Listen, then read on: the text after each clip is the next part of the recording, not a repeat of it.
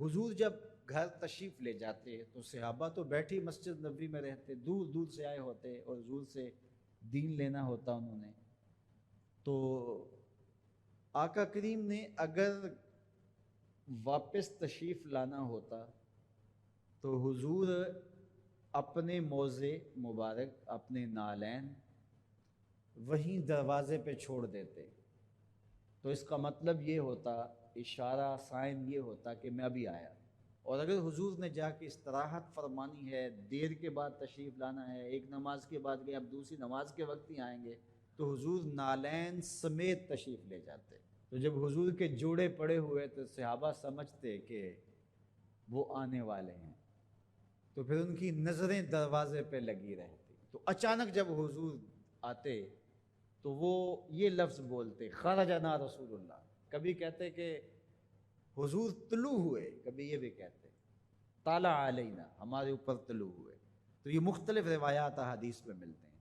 تو یہ کیا کہتے ہیں سنو ذرا. حضرت ابو شریح الخزاعی رضی اللہ تعالی عنہ فرماتے ہیں، خرج علینا رسول اللہ صلی اللہ علیہ وسلم فقال، حضور تشریف لائے، ہمارے درمیان جلوہ فراز ہوئے.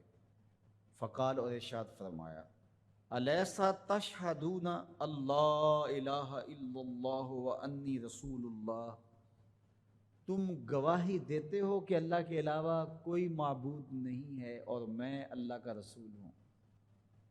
قالوا بلا، سب نے کہا کیوں نہیں. یعنی مطلب کیا کہ میں جب اللہ کا رسول ہوں تو پھر جو کہہ رہا ہوں اس کو غور سے سنو.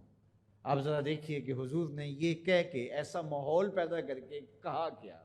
اب اس کہنے پہ قربان حضور نے، اب اس کہنے پہ قربان حضور نے ارشاد فرمایا، یہ اللہ کی کتاب قرآن مجید، اس کا ایک سرا تمہارے ہاتھ میں ہے. یعنی یہ اللہ کی لٹکتی ہوئی رسی ہے قرآن مجید، اور لٹکتی جو رسی ہوتی ہے اس کے دو سرے ہوتے ہیں نا.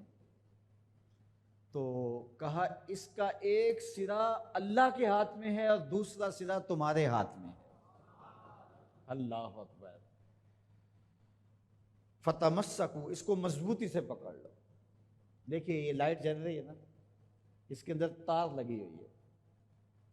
تار کا ایک سرا مین پاور ہاؤس سے جڑا ہوا ہے اور دوسرا سرا اس لائٹ سے جڑا ہوا ہے. تو اگر یہ دوسرا سرا مضبوطی سے یہ لائٹ پکڑ لے تو پھر روشنی دے گی نا، اجالا دے گی، ظلمت مٹائے گی. لیکن ادھر سے تو جڑا ہوا ہے، لیکن یہ ادھر سے نہ پکڑے تو بتاؤ روشنی ہوگی. تو کہا کہ قرآن ایسی اللہ کی کتاب ہے، اللہ کی لٹکتی ہوئی رسی ہے جس کا ایک سرا تمہارے رب کے دستے قدرت میں ہے، دوسرا سرا تمہارے ہاتھ میں ہے. فتمسکو، کہا جوڑ مضبوط کر لو، پکی طرح سے اس کو پکڑ لو. جب پکی طرح سے پکڑ لو گے تو فرمایا فَإِنَّكُمْ لَن تَدِلُّوا، ظلمت تمہارے قریب بھی نہیں آ سکتی، چانن ہی چانن ہوگا، اور کبھی بھی تم گمراہ نہیں ہو سکتے، کبھی بھی ہلاک نہیں ہو سکتے.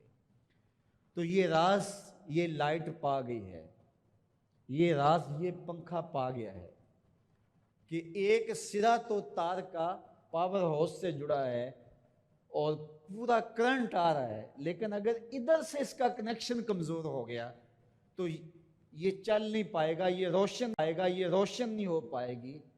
قرآن اللہ کی وہ لٹکتی ہوئی رسی ہے جس کا ایک سرا تو رب کے دستے کرم میں ہے اور دوسرا سرا جو ہے وہ فرمایا تمہارے ہاتھ میں ہے، اور جب اس کو زور سے پکڑا ہوا ہو تو روشنی ہوگی نا. تو جب یہ تصور آتا ہے کہ یہ قرآن اللہ کی لٹکتی رسی ہے، حبل ممدود من السماء الی الارض، آسمان سے زمین کی طرف لٹکتی ہوئی اللہ کی رسی ہے، تو جب زور سے اس کو پکڑیں گے، مضبوطی سے تھامیں گے، ایقان کے ساتھ، یقین کے ساتھ تمسک کریں گے، تو پھر باطن میں چراغاں کیوں نہیں ہوگا، تو پھر کرنٹ کیوں نہیں آئے گا، پھر کیوں جو ہے وہ توانائی پیدا نہیں ہوگی. تو پھر تو ایک عجیب کیفیت پیدا ہوگی نا کہ یہ وہ قرآن ہے جس کا ایک سرا رب کے دستے کرم میں اور ایک سرا ہمارے ہاتھ میں ہے. کتنی خوبصورت میرے حضور نے مثال دی. تو اس سے ہدایت ہی ہدایت، نور ہی نور، اور روشنی ہی روشنی نصیب ہوگی۔